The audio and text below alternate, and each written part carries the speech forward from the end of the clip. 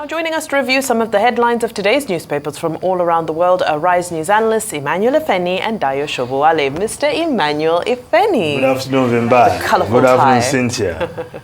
Good afternoon, Dayo. Yes, we'll start the review with this day Nigeria's newspaper of record. The lead story, South Africa's President Ramaphosa Mourns Wigwe says he was his country's continental partner. Diri, Oborowori, Peterside, Chike Obi, CIBN, others pay tributes to deceased. Wigwe University pledges to run with founder's vision. Access Holdings names Ms. Bolaji Agbede acting CEO.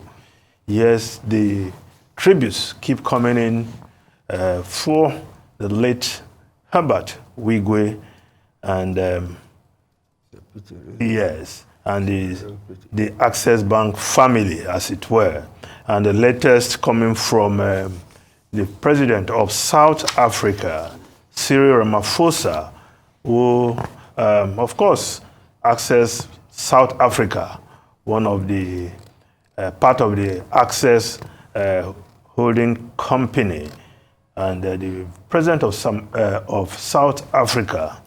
We value Access Bank South Africa's support for our investment drive, and we share these terrible loss felt by the management and staff of a flagship African enterprise. Cyril Ramaphosa, the South African president. Yesterday also, as we can see from the photograph in front page of this day, a number of persons who know Herbert Wigwe very well from close quarters. His friends all thronged the residence of his parents. Pastor Shingo Wigwe, former Director General of the Nigerian Television Authority, and his wife, well in their old age, who have suffered this terrible blow, the loss of their son, who was indeed a shining star. Prince Dakbo Abiodun, the governor of Ogun State, in that photograph, condoling with Pastor Shingo Wigwe, while Boje Mokwede, of course you can see a heartbroken mother, and Ig himself consoling Mrs. Wigwe. Well, the condolences keep pouring in, but it's a tragedy, a loss which we'll continue to feel. Only yesterday, the people of Isiokpo, the hometown of Herbert Wigwe, the late Herbert Wigwe, declared 7-day mourning to mourn their son, who was a pillar of support to many families in the community. And of course, his location of the Wigwe University in that community was always bound to change the fortunes of that community. They keep on playing that his video. He told them, your children will attend this university. And the university pledging to run with the vision of the man who envisioned a world-class university to be sited in Isiokpo in Rivers State. These are some of the legacy we continue to speak for the man who is gone in that terrible crash. Dayo, you want to add something to that? May soul rest in peace. A real disaster. Yeah. I mean, for it to happen in such a far place, in such terrible wintry conditions, you know, it is just unexpected, and I don't really know what to say, but may his soul rest in perfect peace. Yeah. Strength to his children. Young children who lost not only a sibling, but parents in one breath. Yeah. It's a real calamity, you know, and I hope we'll get it right. Yeah. Yes. Of course, that story also in the Punch, front page of Punch newspaper, Wigwe, federal government, U.S. begin talks as officials test copters wreckage. NTSB relocates choppers engine, rotor blades, landing gears today. Nigeria to support U.S. team. Abiodun, Dangote, others visit Wigwe, Ogumbanjo's family. Yes, late Access Bank CEOs kinsmen protest. And of course, we know that this particular model of aircraft and the helicopter company itself has been the subject of a lawsuit in the past with another family that lost a husband, wife, and child in the crash, in a separate crash. And the family was rewarded $75 million because they were able to prove that this particular model of helicopter doesn't have the full extent of safety regulations required to ease impact on crashing and to prevent burning. So, just something out there that this company has experienced this in the past, sadly. But a similar wreckage over the weekend, you see, even the father of some Marines, the Marines died. The father said, no, the pilot should not have flown under such conditions. That the conditions were so terrible, and it was reported all over the area that they should not have flown under such conditions. Well, and with choppers, you are not talking of a plane now. With choppers, there's no buffer. Yeah, you see, they can be more affected by the climate than even jets.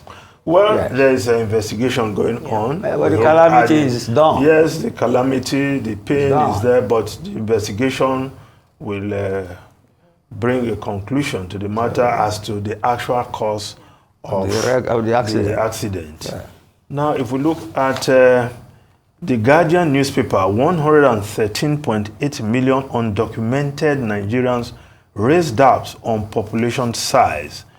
This issue of our population. What happened to our census? Yes, well, preparations were done, money spent. Last minute, the Buhari administration said it has cancelled or postponed in the manner of postponement, which was quite usual with the Buhari administration, kicking the can down the road. Forget the context then. Yes. Because there was problem with the election.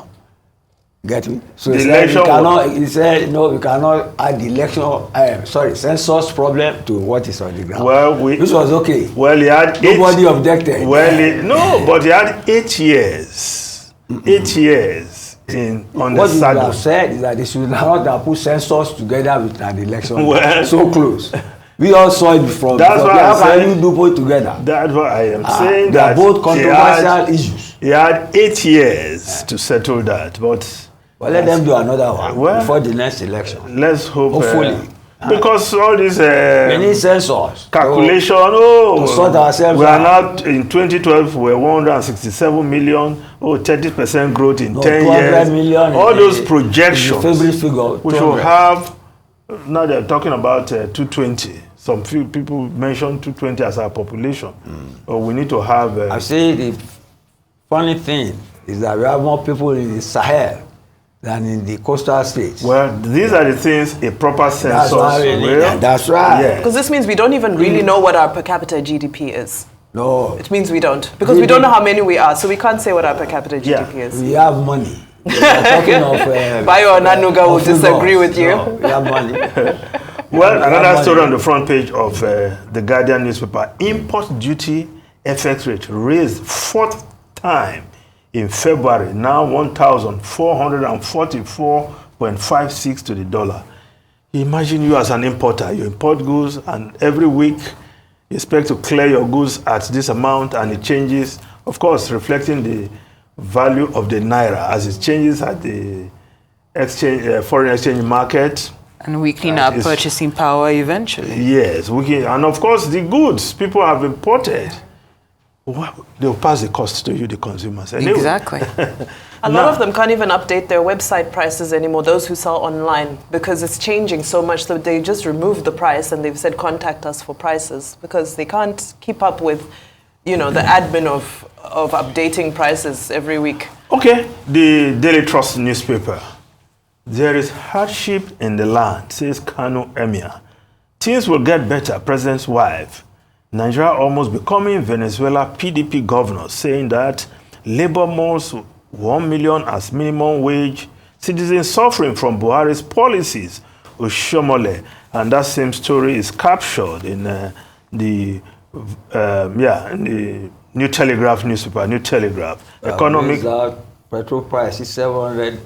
Okay, petrol price hit 700 naira in Sokoto, Can you imagine Maiduguri, others. Well, yesterday, the First Lady was in Kano, Senator Oluremi Tinubu, and he paid visit to the Kano, the Emir of Kano, who told him, please tell the president that there is hardship in the land. So if his aides are not telling him, well, you can convey the message, whether in the sitting room or as former President Buhari put it, the other room. Just tell him the message. Did he say all that? No. There's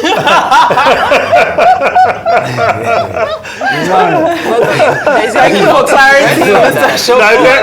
I said, as President Buhari will always say, whether you want to in the sitting room or just tell the president. Well, we definitely have to go, but I'm just wondering, for her to say convey this message, is it signaling that he's not, keeping up with the realities on ground? Just wondering, but No, the Emir's message is very good because when people protested in Kano, some party members some APC members saying, "Oh, the political opponents are the ones." So the Emir of Kano saying it, my people, the people of Kano are facing hardship. Please tell them. Thank you so much. Thank you very much, gentlemen. Mr. Emmanuel Ifeni, Mr. Darishabwale, we appreciate your insight and analysis as always. Thank you.